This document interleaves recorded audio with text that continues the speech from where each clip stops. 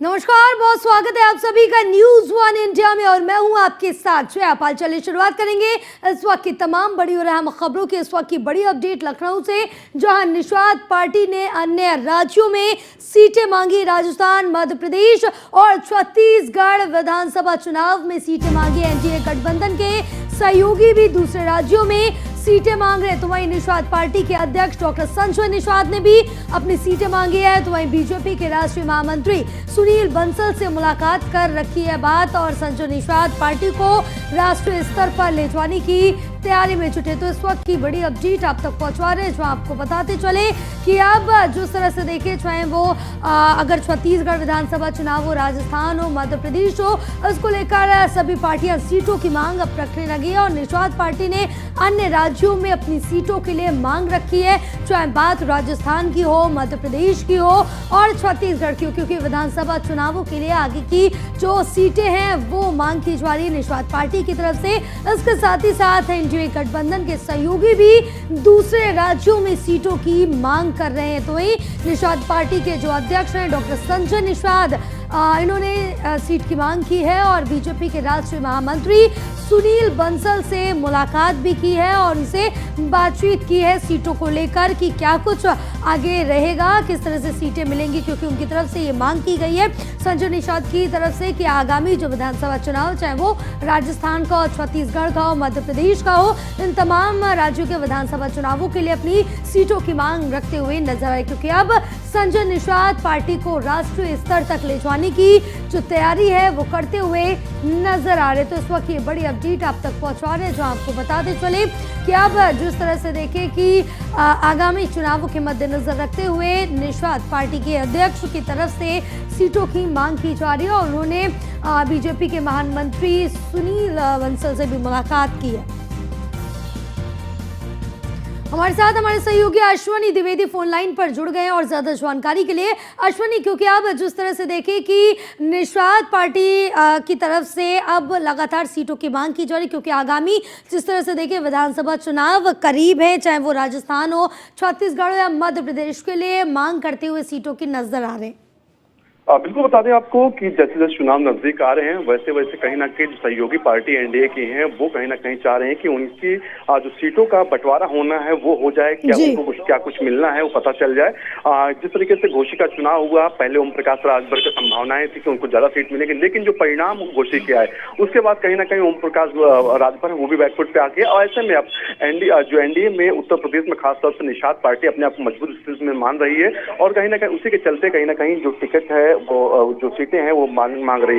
पूर्वांचल की लमसम वो 3 से 4 सीटें चाह रही है, साथ ही इसके अलावा पश्चिमी उत्तर प्रदेश में 1-2 सीटें चाह रही है। हालांकि कितने पर उनकी सहमति बनती है ये देखना होगा। हालांकि उन्होंने दिल्ली में जाकर के तमाम जो आला पदाधिकारी थे भारतीय जनता पार्टी के, उनसे मुलाकात की है। मुलाकात के बाद क्या कुछ हुआ है, हालांकि ये अभी जानकारी उन्होंने नहीं दी, लेकिन ये पूरी जानकारी है कि सीटों के बंटवारे को लेकर के उन्होंने चर्चा की। जी बिल्कुल, सीटों के बंटवारों को लेकर चर्चा की थी और आगामी उनकी तरफ से ये भी कहा गया है संजय निषाद की तरफ से कि जो पार्टी है वो राष्ट्रीय स्तर तक ले जानी है। बिल्कुल, पार्टी के को बढ़ाने के लिए लगातार संजय निषाद काम करेंगे। समय समय पर वो बयान देते रहते हैं कि निषादों का वोट बैंक जो उनके साथ है, निषाद बड़ी संख्या में साथ है, इसके अलावा तमाम अन्य जातियां हैं वो भी उनके साथ जुड़ना चाह रही हैं। तो ऐसे में कहीं ना कहीं विस्तार तो अपनी पार्टी का चाह रही है। इसके अलावा उत्तर प्रदेश के अलावा उन्होंने दूसरे राज्यों में भी जो है जो सीटें हैं वो चाह रहे हैं, चाहे मध्य प्रदेश हो, छत्तीसगढ़ हो या फिर राजस्थान हो, इन जगहों पर भी सीटों की लगातार मांग करें कि विधानसभा कम से कम 5-5 सीटें हर राज्य में दी जाए। लेकिन ये भारतीय जनता पार्टी कितनी कुछ सीटें देती है इसके लिए थोड़ा इंतजार करना पड़ेगा। जी बिल्कुल, क्योंकि जितनी सीटों को लेकर अधिकतर ये देखने को मिला है अश्वनी की टकराव लगातार सभी पार्टियों में होता है, लेकिन इस बार अगर संजय निषाद को सीटें मन मुताबिक मिल जाती हैं तो सही है, वरना आगे कहीं ना कहीं अंतर्कलह की स्थिति देखने को मिल सकती है इसको लेकर। बिल्कुल अंतर्कलह की स्थिति नहीं बन पाई क्योंकि भारतीय जनता पार्टी केंद्र मजबूत है, उत्तर प्रदेश में मजबूत है और कहीं ना कहीं समाज जो संजय निषाद की पार्टी निषाद पार्टी है वो कहीं ना कहीं अभी राज्य स्तर में काम कर रहे हैं। तो ऐसे में कहीं ना कहीं ऑप्शन उसके पास कम है। समाजवादी पार्टी का उत्तर प्रदेश में कहीं कुछ है नहीं, कांग्रेस का वर्चस्व खत्म हो चुका है। तो ऐसे में कहीं ना कहीं भारतीय जनता पार्टी ही उसके पास सहारा है, क्योंकि जिस तरीके से देखा गया 2017 से पहले जो है समाजवादी पार्टी के साथ निषाद पार्टी थी।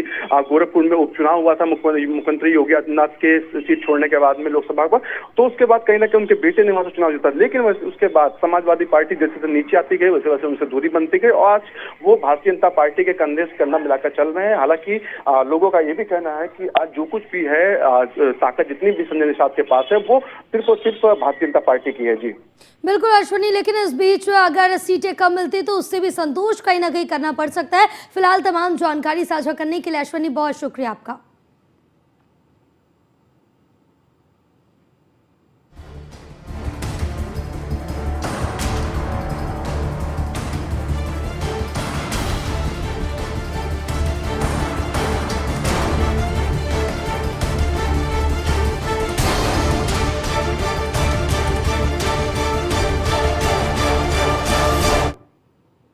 आगे बढ़ेंगे खबरों में, जहां लोकसभा में पेश हुआ महिला आरक्षण बिल। आज महिला आरक्षण बिल पर सदन में चर्चा की जाएगी। इसके साथ ही सदन में 7 घंटे नारी शक्ति वंदन बिल पर चर्चा होगी आज लोकसभा और कल राज्यसभा में पास होगा ये बिल। कल कानून मंत्री अर्जुन राम मेघवाल ने पेश किया था बिल और लोकसभा में महिलाओं की सीटों की संख्या 181 हो जाएगी। आज महिला आरक्षण बिल पर सोनिया गांधी बोलेंगी, बीजेपी की तरफ से बिल पर निर्मला सीतारमण बोलेंगी। तो ये बड़ी अपडेट आप तक पहुंचा रहे हैं, जो आपको बताते चले कि जो बिल है वो यहाँ पर उसके लेकर चर्चा हुई थी और यहाँ पर बिल जो है वो पास भी कर दिया गया था। तो आज महिला आरक्षण बिल पर सदन में चर्चा की जाएगी। इसके साथ ही सदन में 7 घंटे नारी शक्ति वंदन बिल पर चर्चा होगी आज लोकसभा और कल राज्यसभा में बिल पास कर दिया जाएगा। क्योंकि आपको बताते चले काफी लंबे समय से जो ये बिल था वो लटका हुआ था, लगभग 27 साल का समय था जब ये बिल लटका हुआ था। उसके बाद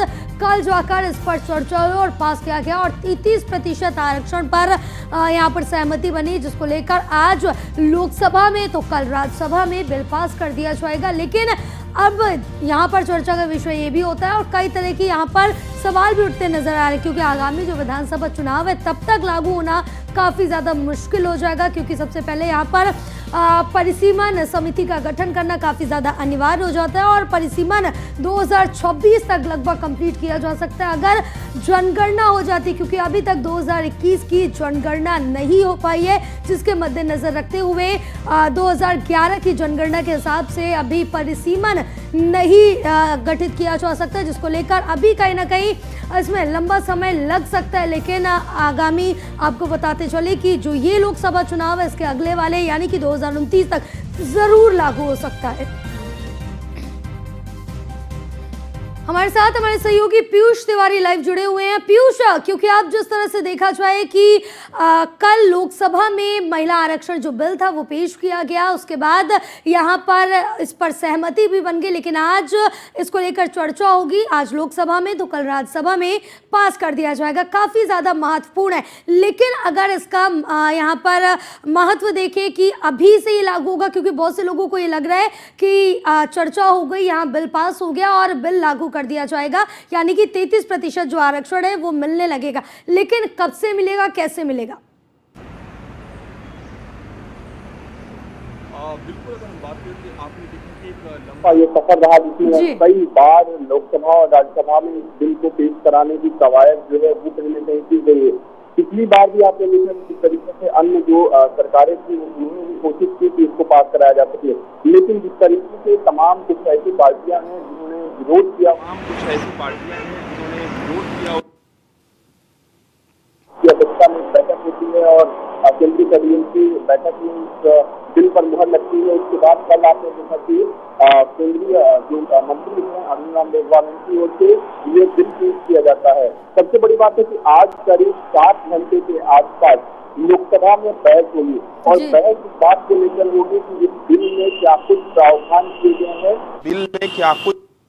गए हैं, इस बिल में अगर हम बात करें, इस बिल को अगर लोकसभा और राज्यसभा से पास करा लिया जाता है संभवतः वो पास हो जाएगा, क्योंकि बीजेपी भी उस स्थिति में है और विपक्ष के ज़्यादातर जो पार्टियां हैं वो भी कहीं ना कहीं समर्थन कर रही हैं। हालांकि कुछ पार्टियां जैसे समाजवादी पार्टी की अगर हम बात करें, उनका ये कहना है कि इस बिल में के अंदर यानी कि आरक्षण के अंदर भी तमाम जो पिछड़े हैं, जो अन्य समाज के लोग हैं, उनको आरक्षण दिया जाए। तो अपनी मांगे समाजवादी पार्टी की भी है, समाजवादी पार्टी अभी स्थिति स्पष्ट नहीं कर पा रही है, तो संभवतः आज समाजवादी पार्टी के भी जो सांसद हैं वो सवाल पूछते हुए नजर आ सकते हैं। क्योंकि 7 घंटे तक एक लंबी चर्चा चलेगी। केंद्र सरकार की ओर से भी तमाम जो सांसद हैं या जो मंत्री हैं केंद्र सरकार के, वो भी जवाब देते हुए नजर आएंगे। हालांकि उम्मीद यही जताई जा रही है कि एक सार्थक बहस कहीं ना कहीं आज होगी, क्योंकि विपक्ष भी कहीं ना कहीं एक तरीके से इस पर सहमति जता चुका है। लेकिन सबसे बड़ी बात है कि अगर दोनों ही सदनों से, राज्यसभा और लोकसभा की बात करें, ये बिल पास हो जाता है, उसके बाद राष्ट्रपति की अंतिम मुहर लगती है, उसके बाद कहीं ना कहीं ये पूरी प्रक्रिया में चला जाएगा। लेकिन इसके साथ ही अगर हम बात करें तो चूंकि इसको लागू करवाने में अभी कई कानूनी दांवपेच भी होंगे, कई प्रक्रिया को फॉलो कराना होगा। चुनाव आएंगे तो देखना होगा कि जो जनसंख्या है, जो जनसंख्या की अगर हम बात करें, जो जनगणना हुई थी पिछली बार, उसके आधार पर क्या अभी महिलाओं की स्थिति है, कितनी संख्या है, कितनी प्रतिशत महिला, जिलों में कितनी प्रतिशत महिलाएं हैं, इन सब तमाम विषयों का एक खाका तैयार किया जाएगा। इसके साथ ही अगर हम बात करें तो उम्मीद यही जताई जा रही है कि अगले लोकसभा चुनाव में पूरी तरीके से इसको इम्प्लीमेंट कराया जा सकता है। हालांकि आपने देखा कि कल जब इस बिल को लोकसभा में पेश किया गया तो कहा गया सिर्फ 15 साल बाद कहीं ना कहीं केंद्र सरकार के पास ये अधिकार होगा कि इसको फिर से देखा जा सके, यानी कि अगर कोई बदलाव करना हो तो 15 साल बाद इस बिल में बदलाव भी हो सकता है। ये अधिकार जो है वो केंद्र सरकार के पास है। तो पूरी तरीके से महिलाओं को सशक्त बनाने के लिए एक बिल लाया गया है और प्रधानमंत्री ने भी कल इस बात का जिक्र किया। कल गणेश चतुर्थी थी और उस बात का भी प्रधानमंत्री ने जिक्र किया कि आज शुभ दिन है और शुभ दिन में शुभ कार्य हो रहा है। तो निश्चित रूप से महिलाओं को सशक्त करने के लिए अब महिलाओं की जो भागीदारी है वो सदन में भी बढ़ेगी। आपने देखा कि लोकसभा की बात करें या राज्यसभा की बात करें, फिलहाल दोनों ही सदनों में 15% से कम जो महिलाओं की भागीदारी है, महिला सांसदों की, वो फिलहाल वो बढ़कर कहीं ना कहीं 33% के आसपास पहुंच जाएगी। तो यानी कि सीधे तौर पे ये कहा जा सकता है, पीयूष, यहाँ पर ये भी काफी ज्यादा महत्वपूर्ण हो जाता है कि सिर्फ 33% आरक्षण के लिए महिलाओं को 27 साल वेट किया, क्योंकि हम यहाँ पर हमेशा कहते और देखते और सुनते आए हैं कि बराबरी का सब कुछ मिल रहा है, लेकिन महिलाओं को 33% दिया जा रहा है। बिल्कुल, अगर हम बात करें तो आपने देखा कि 1997 के बाद तमाम जो सरकारें हैं जो सत्ता में आई, केंद्र सरकार की अगर हम बात करें तो उन्होंने लगातार प्रयास किया और इस बात की बानगी कल भी देखने को मिली जब पत्रकारों ने सोनिया गांधी से पूछा कि महिला आरक्षण बिल आ रहा है, इस पर आप क्या कहेंगी, तो उन्होंने सीधे तौर पे कहा कि ये हमारा अपना है। यानी कि एक तरीके से इस पूरे बिल को अपना बताने की होड़ भी मची हुई है, या यूं कहें कि श्रेय लेने की होड़ मची है कि महिला आरक्षण के लिए हमारी पार्टी ने काम किया, हमारी पार्टी ने काम किया। कल जब सदन में नए संसद भवन की अगर हम बात करें, अधीर रंजन चौधरी बोल रहे थे तो सीधे तौर पे उन्होंने कई बातों का जिक्र किया, लेकिन उनको आपने देखा कि गृह मंत्री अमित शाह ने सीधे तौर पे करेक्ट किया कि इस बिल को लोकसभा से पास नहीं कराया गया था। हालांकि एक बार राज्यसभा से पास कराने की कोशिश की गई थी, पास कराया गया था, लेकिन लोकसभा से पास नहीं कराया गया था। केंद्रीय गृह मंत्री अमित शाह ने अधीर रंजन चौधरी को सीधे तौर पे करेक्ट किया, क्योंकि अधीर रंजन चौधरी सीधे तौर पे ये कह रहे थे कि ये बिल पहले भी लाया जा चुका है, पास किया जा चुका है। हालांकि जो प्रक्रिया होती है कि अगर राज्यसभा से कोई बिल पास हो जाता है या लोकसभा से पास हो जाता है तो 6 महीने के अंदर दूसरे सदन से, यानी कि अगर लोकसभा से पास हो गया तो राज्यसभा से उसको कहीं ना कहीं पास कराना पड़ता है। अगर 6 महीने के अंदर पास नहीं होता है तो उस बिल को फिर से सदन के पटल पर रखा जाता है और वो उसको पुनः उसी सदन से पास कराना होता है। तो कानूनी तमाम प्रक्रियाएं होती हैं, लेकिन एक बात स्पष्ट है कि प्रधानमंत्री नरेंद्र मोदी के नेतृत्व में जिस तरीके से लगातार बैठकें हुई, उसके बाद एक केंद्रीय कैबिनेट की बाकायदा बैठक बुलाई गई और इसमें महत्वपूर्ण फैसला कहीं ना कहीं लिया गया। नए संसद भवन में एक नई उम्मीद कहीं ना कहीं महिलाओं को दी गई है। अब देखने वाली बात कहीं नई उम्मीद जरूर देखने को मिल रही है, लेकिन जब ये लागू हो जाए महिलाओं को इसका यहाँ पर इम्पोर्टेंस मिलती हुई नजर आएगी तो कहीं ना कहीं ये आपको जरूर महत्वपूर्ण होगा। फिलहाल पीयूष, तमाम जानकारी साझा करने के लिए बहुत शुक्रिया आपका। चलिए आगे बढ़ेंगे खबरों में। लखनऊ से बड़ी अपडेट, अमीरों को प्रधानमंत्री आवास देने में बहराइच सबसे आगे। इस वक्त ये बड़ी अपडेट आप तक पहुंचा रहे हैं। अपात्रों को आवास देने में प्रतापगढ़ भी दूसरे और सीतापुर तीसरे स्थान पर चल रहा है। बात करें बलिया, खरदोई, रायबरेली में भी अपात्रों को सबसे ज्यादा आवास दिए जा रहे हैं और सुल्तानपुर, फतेहपुर और आजमगढ़ में भी अपात्रों को सबसे ज्यादा आवास दिए जा रहे हैं, जहां बहराइच में 816 अपात्रों को पीएम आवास दिए गए अपात्र लाभार्थियों से वसूली में सबसे पीछे हैं और अलीगढ़ और अमरोहा, बदायूं और हाथरस भी अपात्र लाभार्थियों से वसूली में सबसे पीछे चल रहा है। साथ साथ 10 जिलों में 3,344 अपात्रों को आवास मिले हैं। हमारे साथ हमारे सहयोगी एसके वाजपेयी फोन लाइन पर जुड़े हुए हैं। एसके, क्या कुछ अपडेट मिल पा रही, क्योंकि जो पीएम आवास है वो जिन पात्र लोगों को मिलना चाहिए उनको ना मिलके अपात्र लोगों को सबसे ज्यादा मिल रहा है और उसके आंकड़े भी सामने आए, जहां 10 जिलों में 3,344 अपात्रों को आवास मिले हैं।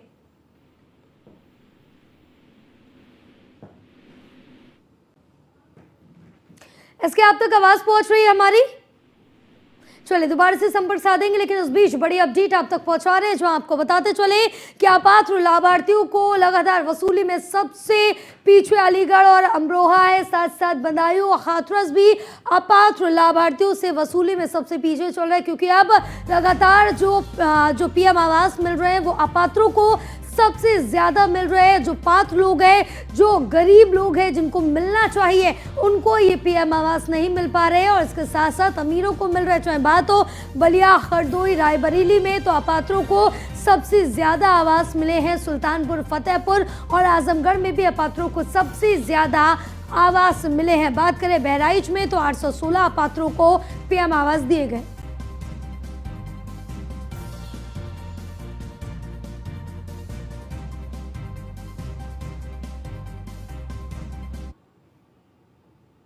चलिए आगे बढ़ेंगे खबरों में। बड़ी अपडेट लखनऊ से, जहां 21 दिन के भीतर जन्म और मृत्यु पंजीकरण करने के निर्देश जारी किए गए। मुख्य सचिव दुर्गा शंकर मिश्र ने अफसर को ये निर्देश दिए, जहां सीआरएस पोर्टल पर घर बैठे पंजीकरण कराने की निःशुल्क व्यवस्था की गई है और साथ ही नगर निकाय और पंचायत कर्मियों को प्रशिक्षण दिलाने के भी निर्देश जारी कर दिए गए। तो ये बड़ी अपडेट आप तक पहुंचा रहे हैं, जहां आपको बता दें कि अब जिस तरह से देखा जाए कि 21 दिनों के अंदर ही जन्म और मृत्यु पंजीकरण कराने के निर्देश जारी कर दिए गए हैं। साथ ही मुख्य सचिव दुर्गा शंकर मिश्र ने अफसरों को निर्देश जारी किए गए और सीआरएस पोर्टल पर घर बैठे आप पंजीकरण करा सकते हो और ये जो पंजीकरण की व्यवस्था है ये निःशुल्क व्यवस्था रखी गई, जहां नगर निकाय और पंचायत कर्मियों को प्रशिक्षण दिलाने के निर्देश जारी किए गए। इस वक्त की बड़ी अपडेट आप तक पहुंचा रहे हैं, जो आपको बताते चले कि 21 दिनों के भीतर जन्म और मृत्यु पंजीकरण कराने के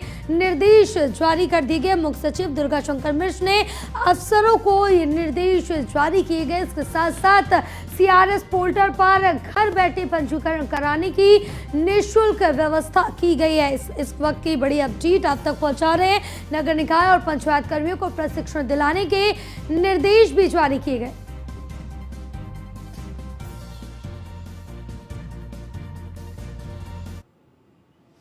तो 19 सितंबर को एक दिन में हुए 1458 चालान। यातायात पुलिस ने एमवी एक्ट के तहत 1458 ई रिक्शा के जो चालान थे, ई चालान है वो काटे बिना हेलमेट के। 3 सवारी रॉन्ग साइड पर किया गया ये चालान।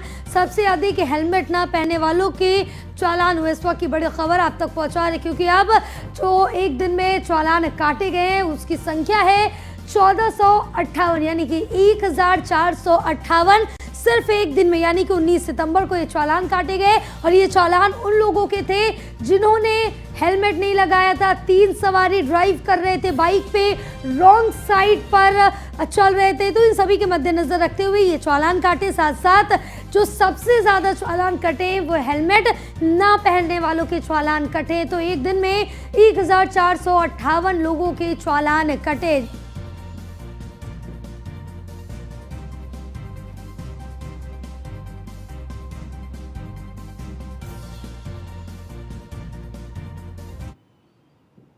चलिए नोएडा से बड़ी खबर, जो 3000 उधारी के लिए जमकर पीटने का मामला सामने आया। मामले में पुलिस ने 2 आरोपियों को गिरफ्तार किया। आढ़ती और मुंशी को पुलिस ने गिरफ्तार किया। आढ़ती ने 3000 रुपए ना चुकाने को लेकर तालिबानी सजा दी है। दुकानदार को नंगा कर पीटा है मंडी में, साथ ही नंगा घुमाया भी था। ये बड़ी अपडेट आप तक पहुंचा रहे हैं, जहां फेज 2 स्थित सब्जी मंडी में शर्मनाक घटना हुई है। इस वक्त की बड़ी अपडेट आप तक पहुंचा रहे हैं, जो आपको बताते चले कि नोएडा से ये बड़ी खबर है, जहां सिर्फ 3000 उधारी ना देने को लेकर जमकर पिटाई की है। और आपको बता दें कि यहाँ पर उधारी ना चुका पाने को लेकर तालिबानी सजा दी है। मामले में पुलिस ने 2 आरोपियों को फिलहाल के लिए गिरफ्तार कर लिया है।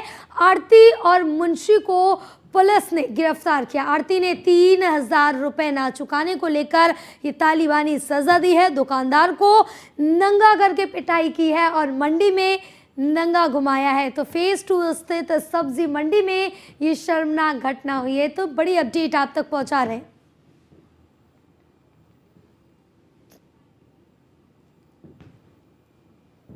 में स्थित फल सब्जी मंडी में पैसे की उधारी को लेकर के मैनपुरी के एक व्यापारी को मंडी के आड़ती द्वारा दुकान के अंदर बंद करके मारने पीटने और गाली गलौज इत्यादि किए जाने के संबंध में कल ही वादी द्वारा दी गई तहरीर के आधार पर सुसंगत धाराओं में अभियोग पंजीकृत करके प्रकरण की महत्ता के दृष्टिगत 3 टीमों का गठन किया गया था। इस संबंध में सोशल मीडिया पर भी एक वीडियो वायरल हुआ है। इसका संज्ञान लेकर के जो भी धाराओं में बढ़ोतरी होगी वो भी इस प्रकरण में की जाएगी। और इस संबंध में जो मुख्य अभियुक्त है सुंदर, उसको पुलिस द्वारा हिरासत में ले लिया गया है। जो शेष अभियुक्तगण हैं उनकी भी शीघ्र गिरफ्तारी सुनिश्चित की जाएगी और इस संबंध में जो कठोर वैधानिक कार्रवाई। चले आगे बढ़ेंगे खबरों में, जहां आपको बताते चले कि चर्चित छात्रा हत्याकांड में पुलिस पर बड़ा आरोप लगा है। अम्बेडकर नगर में छात्रा का दुपट्टा खींचने और बाइक से कुचलकर हुई चर्चित मौत के मामले में अब नया मोड़ आ गया है। तो इस वक्त की बड़ी खबर आप तक पहुंचा रहे हैं, जहां आपको बताते चले गोली लगने से पिता गंभीर रूप से घायल हो गया। पुलिस ने पिता को अस्पताल में भर्ती कराई। बड़ी खबर आप तक पहुंचा रहे हैं, जहां आपको बता दें कि थाना कैला देवी क्षेत्र के चाचू नागल का पूरा मामला बताया जा रहा है। इस वक्त की बड़ी खबर, जहां संभल में बेटे ने पिता को गोली मारी। पिता की आपको बता दें गाली से नाराज होकर गोली मारी है और गोली लगने से पिता गंभीर रूप से घायल हो गया। पुलिस ने पिता को अस्पताल में भर्ती कराया। थाना केला देवी क्षेत्र के चाचू नागल का ये पूरा मामला बताया जा रहा है। तो ये बड़ी अपडेट आप तक पहुंचा रहे हैं, जो आपको बताते चले कि अब जिस तरह से देखिए कि संभल से ये बड़ी अपडेट है, जहां संभल में एक बेटे ने ही अपने पिता पर गोली चला दी और गाली से नाराज होकर ये गोली चलाई है।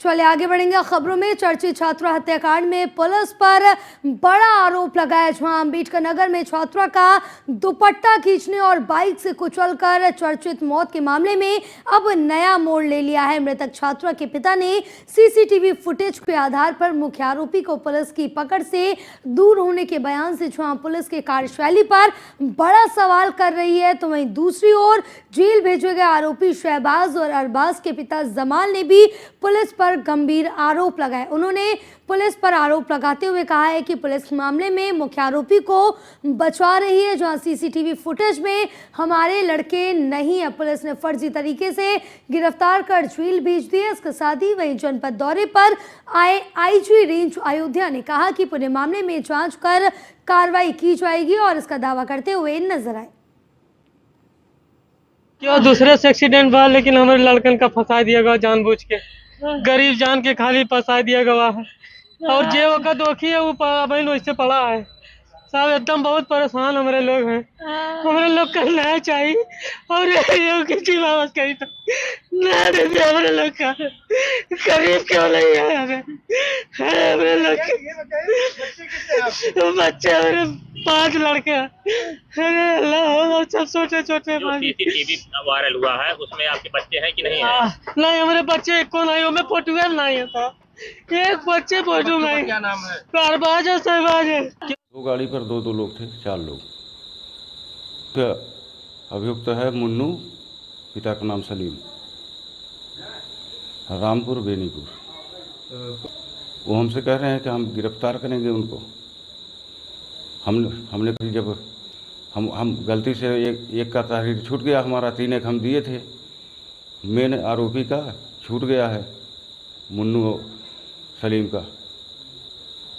आपको ये कब पता चला कि ये 4 लोग हैं? और बाद में जब मेरा दिमाग सही हुआ, लास्ट ही में उस हड़बड़ाहट में था, बाद में हम देखे फुटेज, सीसीटीवी फुटेज से हमको पता चला 4 लोग हैं।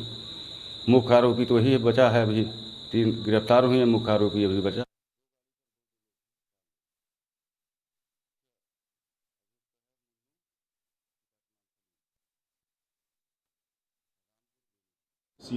सिटी सर्किल के सभी केसेस में विवेचना की समीक्षा यहाँ पर की गई है। ख़ास तौर से बहुत सारे ऐसे प्रकरण जिसमें विक्टिम को कंपनसेशन मिलना है, ख़ास तौर से एक्सीडेंट के केसेस में, उन पर भी हम लोगों के द्वारा रिव्यू किया गया है और एक समयबद्ध रूप से कार्य योजना चलाई गई है। किसी भी तरीके के महिला संबंधी अपराधों में हम लोग ज़ीरो टॉलरेंस पूरी तरह से रखेंगे। कठोरतम कार्रवाई सुनिश्चित करने के लिए हम लोग प्रतिबद्ध हैं और आज हमने स्पष्ट रूप से निर्देश दिया है, यदि किसी ने भी किसी भी तरीके से कोई भी दुस्साहस करने की कोशिश की तो कठोरतम कार्रवाई सुनिश्चित की जाएगी। और साथ साथ हम ये भी सुनिश्चित करेंगे कि उनका पूरा प्रोफाइल निकाला जाए, उनकी अर्थव्यवस्था किस तरह से चल रही है, और ऐसे लोगों को हम हर कानून के दायरे में लाकर कठोरतम कार्रवाई सुनिश्चित करें। फिलहाल इस बुलेटिन में बस इतना ही। आप देखते रहिए न्यूज़ 1 इंडिया। नमस्कार।